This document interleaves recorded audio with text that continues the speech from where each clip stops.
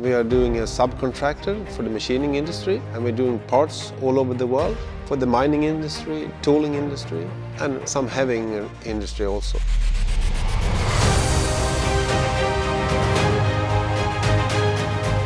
The biggest success, I think, is my willingness to invest in machines and people, to believe in people, and to educate new people. It's difficult to find already educated people, so we have to believe in new people for the industry.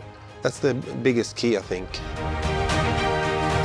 A few things that keeps me up at night is all the questions about getting our customers happy and pleased.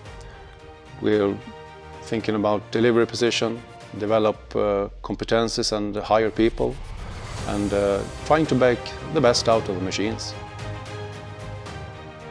And we got a good cooperation with SECO tools for a lot of years. And when I heard about the consultancy service, I really knew from the beginning that this is going to be great for us, because the technicians from SECO know our business and our customers.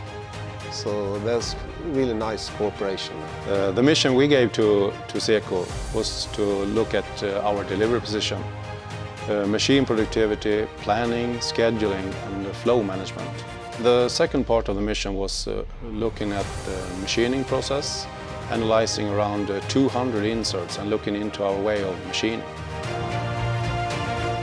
We are starting to plan the work a little more different. My staff in the planning department, they are putting some of the works together, because the SECO tools gave us tips to look more at the flow from the ordering handling and through the flow through the shop, so we can find some times, the setup times, and save machine times, so the machine was not standing still so much.